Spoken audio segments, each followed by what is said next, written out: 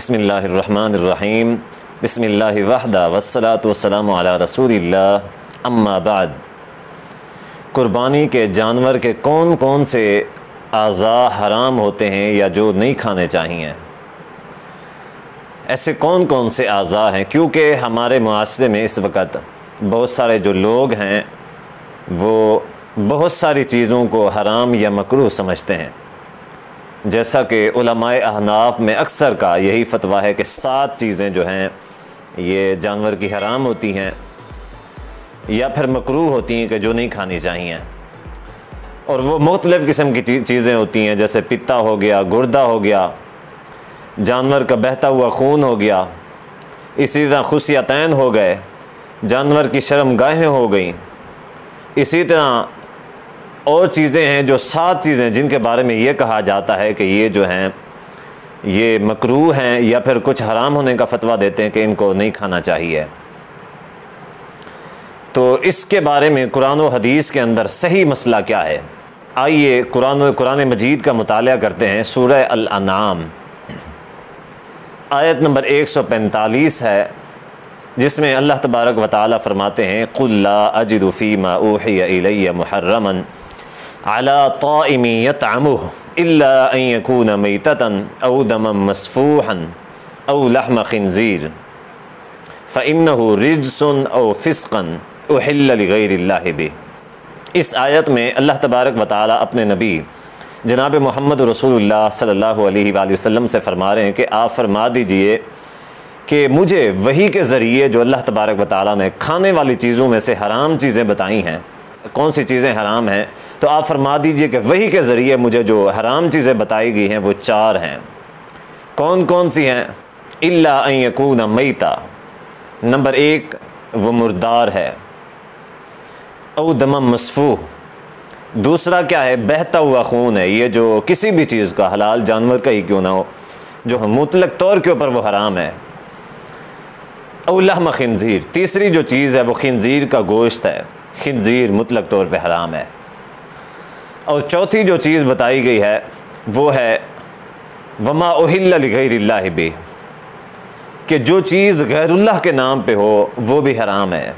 यानी कि गैरुल्लाह के नाम पे जो चीज़ हो कि ये अल्लाह के नहीं, फ़लाँ के नाम पे, फ़लाँ की नज़र है, फ़लाँ की नियाज़ है, ये 4 चीज़ें हैं जो अल्लाह तबारक व तआला ने अपने नबी सल्लल्लाहु अलैहि वसल्लम को बताई हैं खाने वाली चीज़ों में से। अब कुर्बानी का जो जानवर होता है उसकी एक चीज़ जो हराम है वो कौन सी चीज़ है? वो खून है उसका। वो जो उसका खून बह रहा होता है वो खून हराम है, क्योंकि उसकी कुरान मजीद के अंदर सराहत के साथ आई है। बाकी जितनी भी चीज़ें हैं जानवर की, उनका कहीं भी कोई तज़किरा नहीं आया उनकी हुर्मत के हवाले से। देखें ना, अल्लाह तबारक व तआला ने खून के बारे में वाज़ेह फरमा दिया है कि खून हराम है। अब अगर दूसरी चीज़ें भी हराम होती तो अल्लाह तबारक व तआला उसमें ज़रूर फरमा देते। तो वाज़ेह तौर पे यहाँ पे कहा गया है कि जो चीज़ें वही के ज़रिए मुझे हराम बताई गई हैं खाने वाली चीज़ों में से वो ये 4 चीज़ें हैं। हालांकि इस हवाले से उलमाए अहनाफ में से भी कई बड़े बड़े उलमा का फतवा मौजूद है कि जानवर के सारे आज़ा जो हैं वो हलाल हैं सिवाय खून के। जैसा कि अल्लामा समरकंदी हनफी रहमहुल्लाह जो हैं उनका फतवा तोहफ़तुल फ़ुक़हा के अंदर मौजूद है। वो फरमाते हैं, अल हयावानु इज़ा ज़ुबिहा इन कान माअकूलुल लहमी युतहिरु बिजमीइ आज़ाइहि इल्ला दम। वो फरमाते हैं कि जो जानवर होता है जिसे ज़िबा किया जाता है, हलाल जानवर, उसके सारे के सारे जो आज़ा हैं वो हलाल हैं, वो जायज़ हैं, वो पाक होते हैं, सिवाय जो खून है उसके, खून से पाक नहीं है। अब जो लोग इनके हराम होने का फतवा देते हैं उनकी क्या दलील है?